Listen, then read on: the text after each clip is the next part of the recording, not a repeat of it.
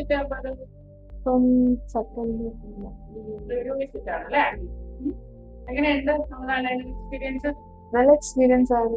ഇടാനൊക്കെ first നല്ല പാടുണ്ടായി, പിന്നെ എന്താ പറയാ റെഡിയായി. പുതുതായിട്ട് അതിന്റെ പ്രശ്നമുണ്ട്, പിന്നെ റെഡിയായി. പിന്നെ ഇപ്പം മൂന്നാമത്തെ സ്പ്രേ ആണ്, അപ്പം അതുപോലെ തന്നെ ചേഞ്ചസ് വിസിബിൾ ആവുന്നുണ്ട്. എന്റെ ഫ്രണ്ട് വഴിയാണ് എത്തിയത്. ഫ്രണ്ട് ഇവിടെ കൊടുവള്ളിയായോണ്ട് ഓള് വഴിയാണ് ഇവിടെ എത്തിയത്.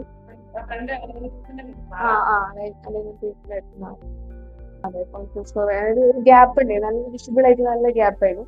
അപ്പൊ അത് മാറാൻ വേണ്ടിട്ടായിരുന്നു ഇട്ടത്. ഇപ്പം കൊറേ ചേഞ്ചസ് കാണുന്നുണ്ട് സ്റ്റാർട്ടിങ് തന്നെ. പിന്നെ ഭക്ഷണം ഫുഡ് ഇപ്പൊ എല്ലാം കഴിക്കാൻ പറ്റുന്നുണ്ട്. അപ്പം ഊതി വെച്ചാൽ മതി, കഴിക്കാൻ കുഴപ്പമൊന്നുമില്ല. അല്ലല്ല, പഠിക്കാം. BEd.